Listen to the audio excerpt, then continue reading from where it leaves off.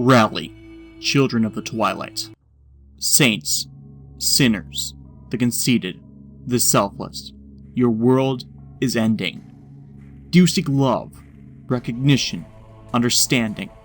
It is before you. You merely need to see beyond yourself, to grasp that fleeting happiness. Do not fear death. Death can only take the chains that bind you, the fears that stay your hand, that sorrow, that loneliness, that doubt which devours you along with this vanishing world. If you give in, cry out for the man, wielding the blades of the Reaper.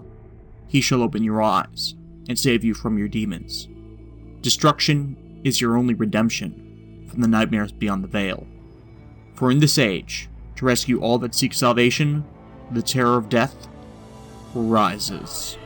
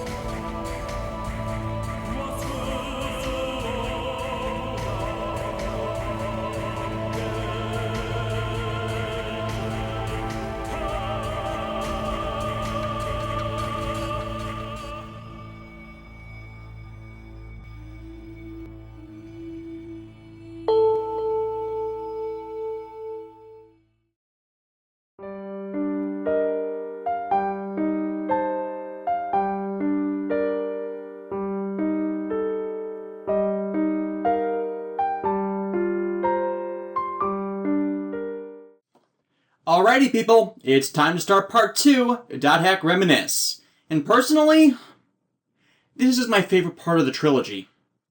Reminisce was released in Japan in September of 2006 and in North America in May of 2007. Yeah, just North America. Countries with Region 2/PAL formatting did not get the GU trilogy at all. And people wonder why there were poor non-Japan sales. Still, that was 4 and 7 months respectively after the releases of Rebirth in both regions. Why'd the Western release take so much longer? Honestly, I have no idea. As I said, Cartoon Network held off playing the final episodes of Roots because they held spoilers for this entry, only to get screwed over by whoever scheduled this. I mean, it's not like they needed more time to establish worldwide distribution. However, before we begin, I think it would be a good idea to bring up Shino again, as I believe I may have given the wrong impression to her relationship with Haseo and her role in the story. And unfortunately, because of that, she can come off as the prize, having no other relevance to the journey. While yes, Shino can seem as the end goal, the hero rescues the helpless damsel, cursed to sleep for ages, and obtain her hand in devotion to get happily ever after, which, considering the wedding event that wraps up GU, is certainly an option. It's reliant on the premise that what Haseo feels is love to the point of stalker's obsession on the tier of nice guy syndrome. And that, again, is perpetrated by how absolutely horribly done Roots was in defining that relationship between them and the impact she had on his life. You notice I keep bringing up Roots? 'Cause, yeah, it's still relevant, as this is what they were supposed to be showing! More on this later. I won't deny there is a romantic element and motivator to the whole thing. That's been made obvious by how strongly Haseo feels towards saving her. But it's not because she is a prize. She is a friend first and foremost that he wants back. And as shown in Rebirth, as well as here in Redemption, Haseo helps his friends. The people important to him. Hell, that's character consistency for Ryo Misaki that dates back to .hack's sign. So Shino could have been a guy, or a guy pretending to be a girl online, and it would have changed very little of his character motivation. As if he'd connected that much with them to motivate this, the gender would not have mattered. But they couldn't do that. It'd be a copy-pasting the story of the original game far more blatantly instead of just in setup. Guy logs into game, hunts for the mysteries in the system to save a close friend from a coma caused by the system. And by that, I mean picture the same events playing out, but a guy in place of Shino, with no other differences aside from potentially adjusting A.I.D.A. Actually, not that much would change, which kind of is the point. And I mean that. The romantic entanglement is mostly killed off as Haseo starts his crusade and put her on a pedestal in his mind.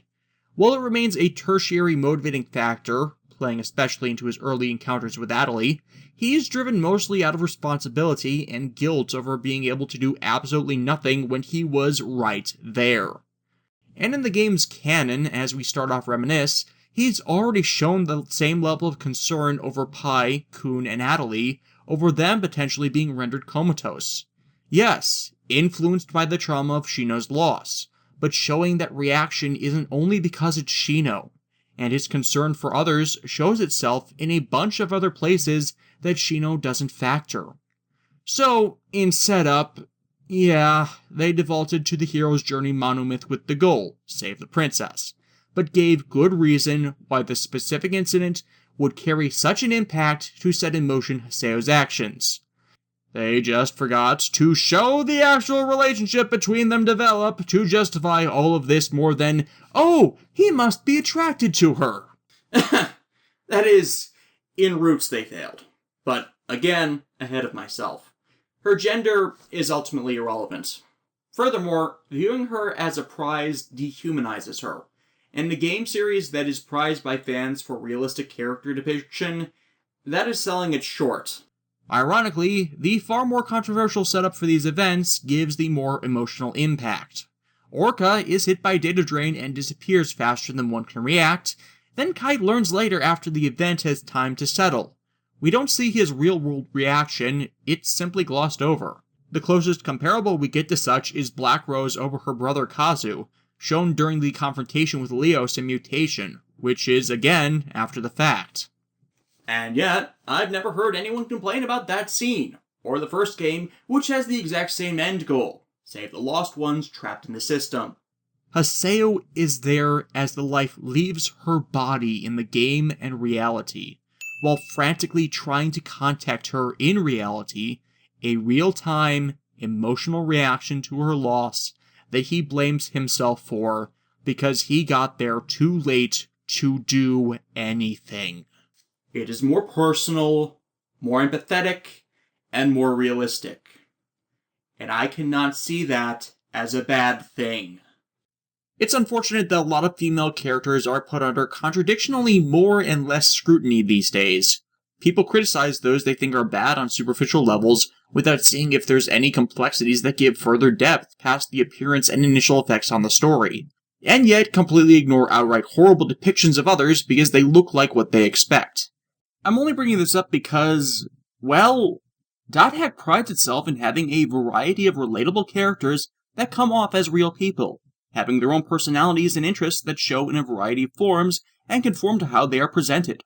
Ones that fit the story being told, yeah, but you're constantly showcased snippets of the people behind the players. Most significantly, when it's not story relevant, in the email chains that do a lot to flesh out details about the characters you can recruit. Yeah, I vehemently dislike Tabby, but if I were to encounter someone like that in real life, I would still have little patience for them. It's kind of like my thing with Pai. While I have insulted her concerning her appearance, the actual issue is, 1, her personality and actions rub me the wrong way, which I have tried to stress more, as such acts end up making things worse by inciting conflict. And 2, the person she is not one who would make a game character out to be Miss Fanservice. Speaking of which, that pink stripper comment about Pai from the Rebirth reviews, yeah, that was out of line, and I do apologize for that one. But at least there's an explanation in continuity why that is, which remedies that. While there's conflicting evidence on who ultimately created the appearance of Pai and placed Tarvis' data into it, June or Reiko, though I lean towards June thanks to the terminal disk, it's obvious the game makers did this for fan service and to take attention away from her arguments, that are inevitably hurt by her personality more than how she appears. There's kind of a character dissonance that everything doesn't really help either. I was just looking for a cheap insult, as I really don't like Pi at this point in the timeline, though she would grow on me as she developed.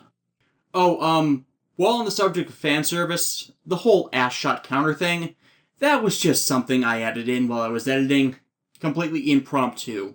A ridiculous number of them were popping up when I went back through the footage, which I did not remember being there when I was focusing on the narrative. But the phenomena was not limited to women either, and just for funsies, I'll be continuing the bit. But it's more infuriating that it spread onto Tarvos, who ends up looking the worst of the second generation phase designs as a result. My later insulting of her character model wasn't to re-hit the stripper insult, it was addressing it didn't fit her as a person to look like that online. So, I'm sorry, okay? I didn't think of that angle at the time, but should have known better. And to be fair, it is a more restrained female MMO model than some things I could choose to name. Most of the models are like that, teased with femininity, but it's not going too far with it like Pi's does. The only one that gets close is freaking Tabby, so it might just be a trait of the tribal grappler class, as in R2's backstory for it, they're the game's monks. Hard-hitting, but no armor. And yeah, I'm going to keep up with the character analyses I've been doing for the major players, but I wanted to correct these before I went any further. Anyways, Reminisce opens with a scene of Endrance imprisoned in crystal underneath the water of Indigo Lu, looked over by Sakubo, who talk to themselves. All that we have is here, you and I. Remember this, I'll have a tangent on it later. This leads into the expected game recap to catch up those who skipped Rebirth or took a break between games, before it segues to A.I.D.A slowly regaining consciousness, teasing some things we'll be getting to later. We discover she's been taken to Raven's at-home, the others explaining they used the gate hacking ability of Magus to evacuate her from the creator's room, after the Aida left her PC. But it took something with it. What's more concerning is the entire time this conversation's been going on, A.I.D.A sounded off, as if there's a distortion with the audio of the game. And on top of that, none of the others can actually hear her voice. Okay, I'll just log out now.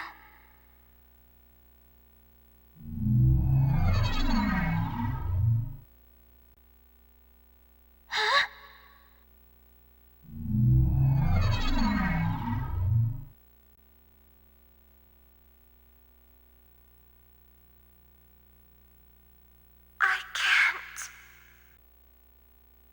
I can't log out? And she naturally freaks out. I don't know where I am. Where am I? What's happening? What's going on? What's going on? What's going on? I don't know where I am. I don't understand. I don't know where I am. I don't know where I am. I don't understand. I don't know where I am. And at first, you think they did it again. They turned a female spellcaster into a lost one, but retained mobility as a player, essentially repeating Tsukasa with A.I.D.A. But then they throw you a curveball. Wait, am I seeing the world directly? Wait, we've got to log out! Everyone log out!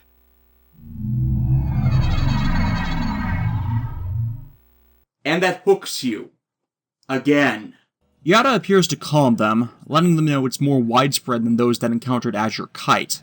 It's the entire server. They get into how that's possible, but we went over that way back in the original game reviews. The mention of Aida making A.I.D.A question what it is that attacked her. The others are assigned to check out the various areas for signs of the problems, and to calm the players, as A.I.D.A's told to rest. However, as she's left alone, her hand begins to crack. What's happening to me? The character is beginning to degrade.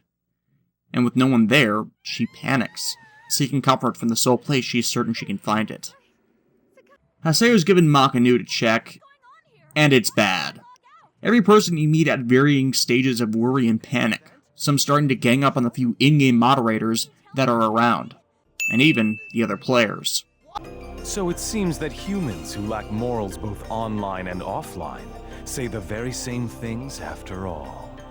How did you even know he's a PK, you asshole? He's frightened. He doesn't know what's going on. and he's lashing out for understandable reasons, just begging to see if this person knows. He tries to justify it as the guy's a Kestrel member, but Kestrel is for battle freaks.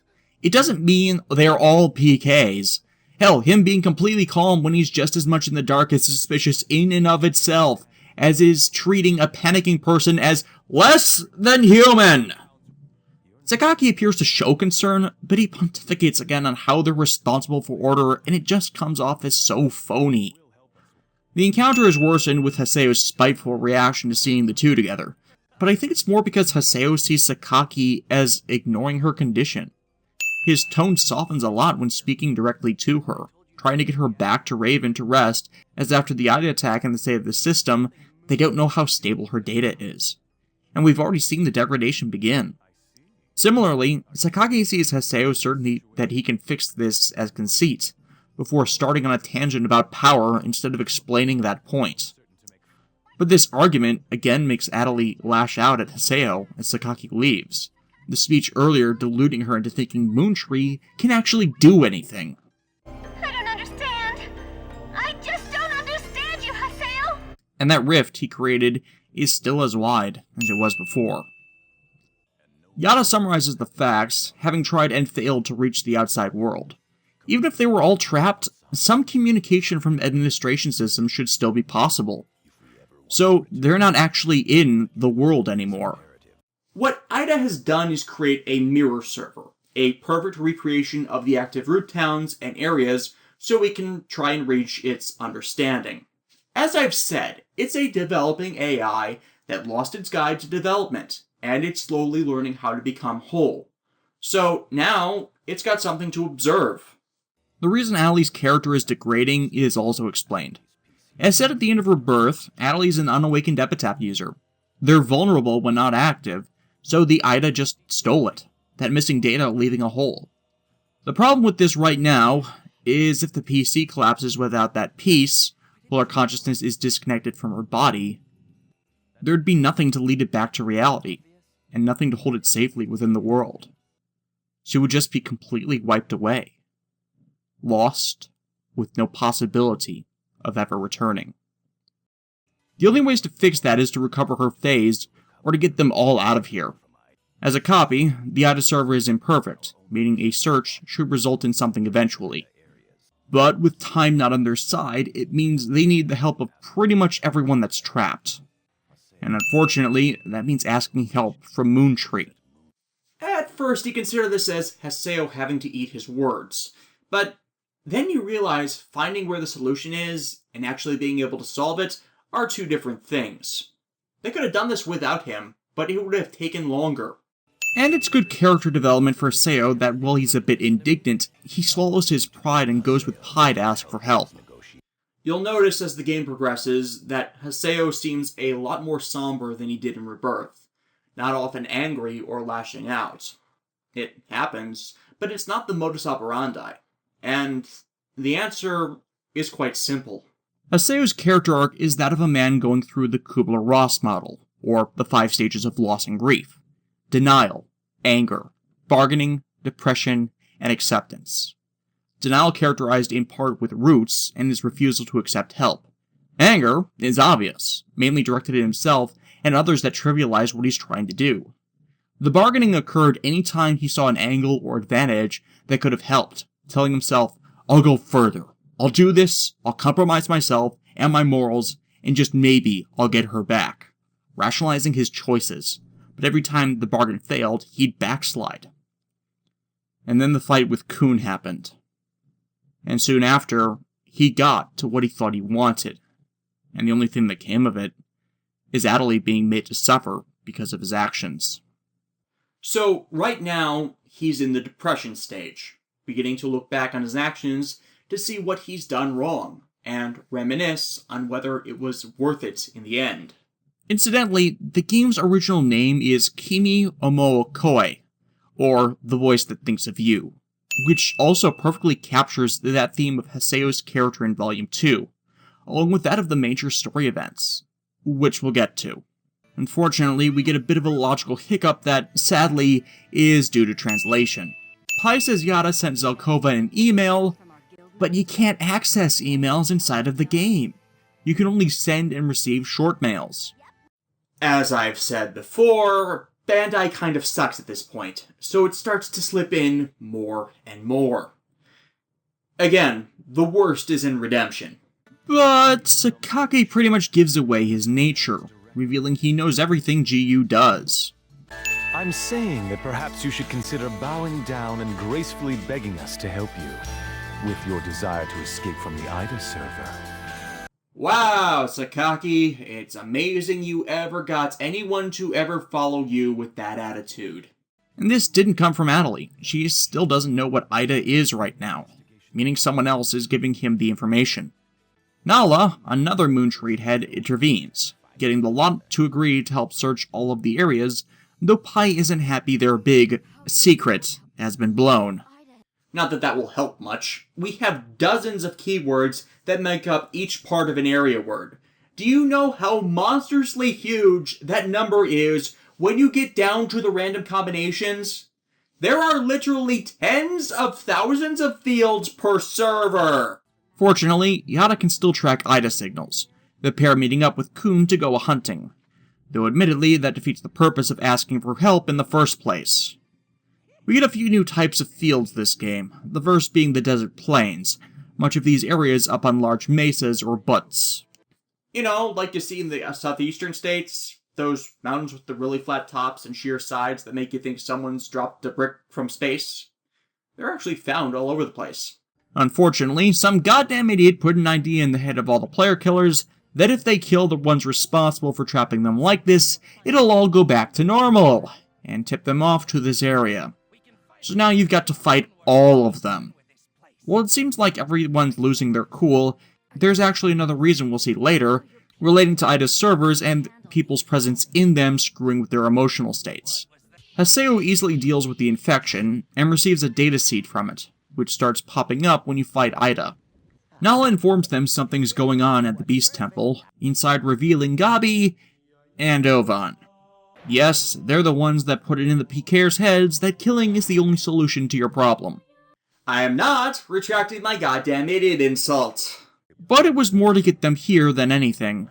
See, Ovan knows exactly how to get them out. And Yada and Pi know it too. They just didn't tell anyone. See, there's an area made in the game for emergency access that controls everything directly in the game, the operation folder. Get to it, and you can override any lockout and transfer people off of the Aida's mirror server. Why didn't they do that? Well, Pi wasn't sure it would even work. If there are things missing from this server, that could have been one of them. But for Yada, it's the perfect chance to get an in-depth analysis of Aida, which he can get free of any time. No need to rush.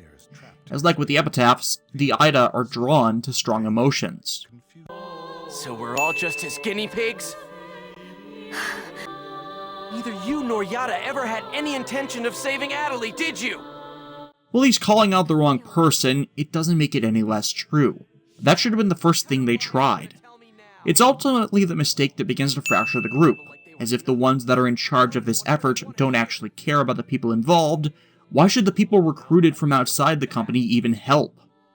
And sure enough, when called out on it, Yada makes that their next focus, planning to hack through Trige's signs to overcome the obvious limitations in getting to it. The thinking is, since signs have a tendency to lead to places not on the main server, the destinations of them on the mirror server have to be different. And since they're made by Aida originally, that's not an unfair guess. And sure enough, the sign on the Moroku Barrow that began this is also the one that will get them out of this. Unfortunately, gate hacking requires the use of data seeds, which act in the place of the virus cores. And before you ask, no, that wasn't a mistranslation. We start encountering virus cores later on.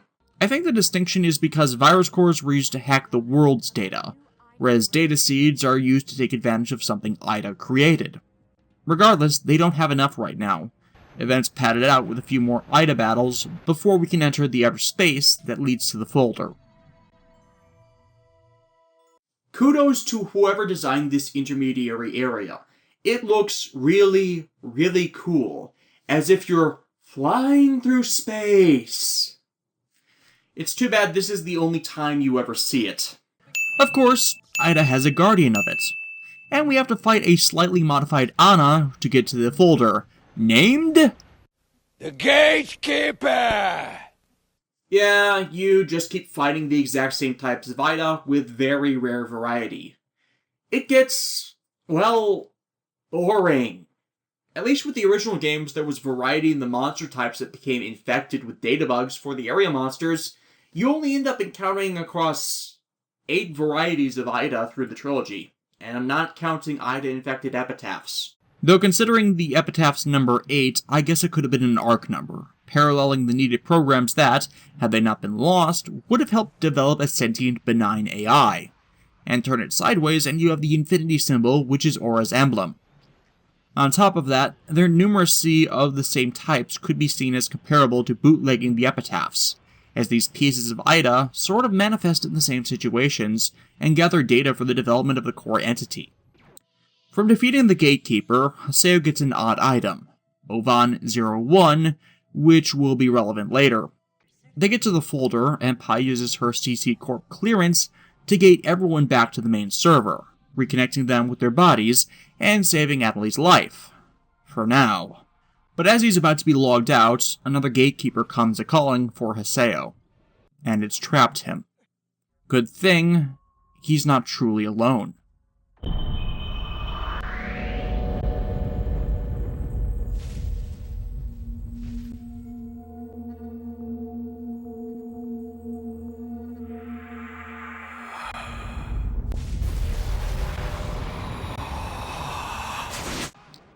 Because the Azure Flame is not the only hero of R1 resurrected.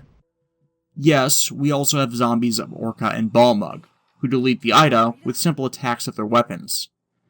However, it's not just them. Sealed in a coffin is a familiar figure. Azure Kite lives. The logout kicks in, Haseo taken away, the Knights presume to have destroyed the remains of the Aida server. Unsurprisingly, everything that took place, thanks to being unhinged time as we perceive it, only occurred over a few minutes. Later talks with A.I.D.A revealed the official stance is a mass delusion. Nothing happened, being stated from CC Corp. And despite the attention it's getting, A.I.D.A isn't caring of the whole matter, believing people wouldn't understand. Rightfully so. After all, would you believe a game was capable of developing artificial intelligence proficient enough to hijack your consciousness and remove it from your bodies, and only a small group of players were the only things capable of stopping it? You're lying! Oh, very well. I suppose you've forced me to come clean.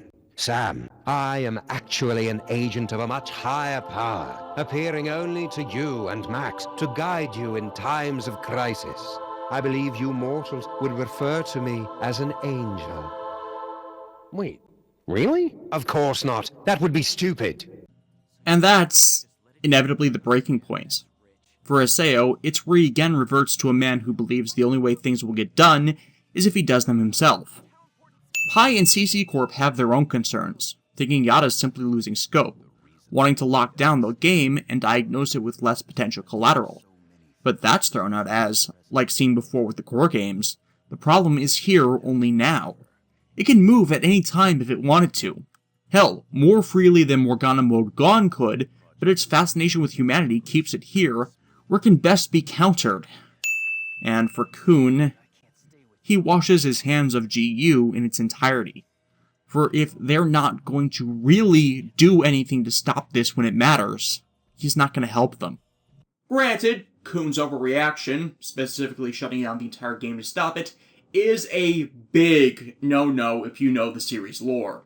Remember, doing that back in the core series would have killed anyone that was a lost one, Katsumi included. I'm betting Mai never really told him about everything that happened, because otherwise he'd have known better than to say that. Especially as they have someone in their midst that would remain maimed as a result. Adelai's arm, the one where the character degradation was happening, is completely paralyzed in the real world, diagnosed as a form of Doll syndrome by her local doctor. She and Haseo meet in the Alchemy District, actually before that meeting with A.I.D.A, Haseo encouraging her to take a break while they hunt down the thing that took her phase to heal her. The problem is, everything she has is here, including the only chance of her getting better. And Haseo realizes just how powerless he still is. First Shino, and then A.I.D.A. I can't save anyone by myself. A.I.D.A. once again unintentionally piles it on, her worship of Sakaki breaking through. And though she had more to say, he cuts her off, urging her to leave and rest. I'm such an idiot. Thus, the opening arc of the game closes out with Haseo's self-loathing coming back once again. Oh. What? Expecting me to complain about my own pacing again on the opening up of a multi-parter like I've done with almost every game review I've done this year? Well, not this time, because this was about 3 to 4 hours of the game. Now remember, .hack games usually go for, on average, 20 hours. Yeah, in fact, this entire section of the plot takes so long in written form, the entire second book of the novelization is dedicated to just this part of the story. But I guess that's the cost sometimes of playing with the status quo. Something needs to be sacrificed, and with all the cutscenes in this case, it's gameplay time. So, come back next time, when we begin to hunt for the lost phase, we get a new side quest, and a surprising someone comes to the Terror of Death with a certain request. See you then.